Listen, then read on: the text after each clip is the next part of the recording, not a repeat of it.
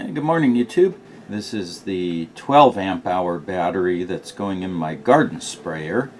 And so what I'm doing now is doing a discharge test. And so this is the cable there. We can follow it up, and that goes into the iCharger charge-discharge side. 16 hours, 15 minutes into the discharge. So like I said, it's a 12 amp hour battery, so 0.6 amps would be the 20-hour rate. And we're just coming up on 10 amp hours. This will take another 3.5 hours to finish here probably. I'll show you what the results look like here at the end. Finally got my backpack sprayer all modified here, so I've added a fuse, which this unit didn't have originally. And if we swing over here, show you how that's hooked up. Drilled a hole for the fuse, and then I just took the cable off the positive terminal of the battery and plugged that cable into the fuse, and then from the fuse over there, so I didn't have to modify any of the wiring inside. And I've got the new PowerSonic battery in there in place of the old one. Perfect fit. It drops right in place. Everything's there. So now my charging cable actually goes through the fuse. There's actually two wires here. There's the one from the charging goes in to the positive terminal, and then the other wire comes out to the switch. So the charging goes straight to the battery, except now through the fuse. The power comes through the switch, and it's also fused now. So yeah, I think this is safer, and I've got a brand new battery, so I just need to hook up the hose here and put the tank back on and get it in the shed, plug it into the solar charge controller, and it's ready to go. Okay, YouTube, this is the data from LogView that was recorded off of the iCharger.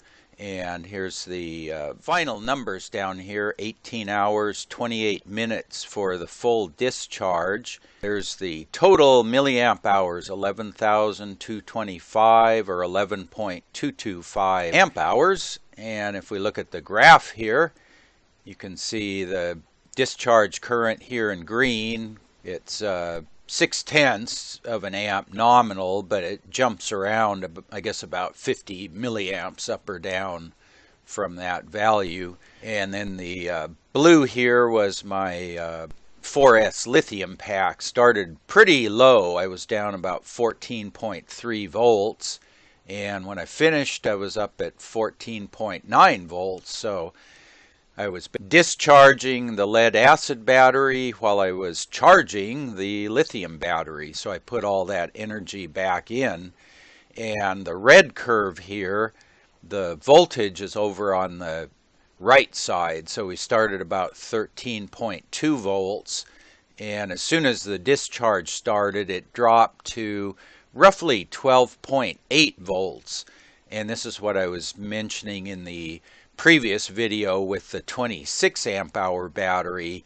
Here we had a discharge voltage started again at 12.8, and it pretty much followed a straight line down to about 12.5 volts, and that took close to 3 hours to reach that point. The other battery I tested previously went to 12.5 volts within a few minutes. And then you can see there's a slight inflection in the curve, flattens out just a little bit, and then runs down to about 11.2 volts or so, and then quickly drops off at the very end. And like I said, we had 11.2 amp hours.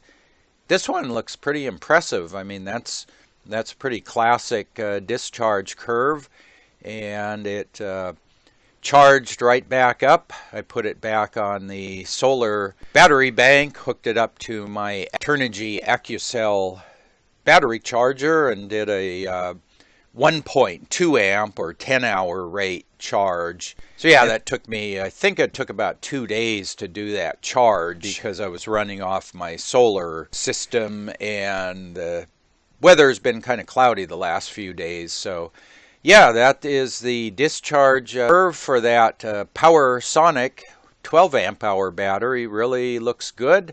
Nothing out of the ordinary there. Yeah, so if anyone has any questions about that, post up in the comment section below down here. I'll put some videos over on the side that you might be interested in. Feel free to subscribe to the channel if you haven't already done so. And as always, thanks for watching.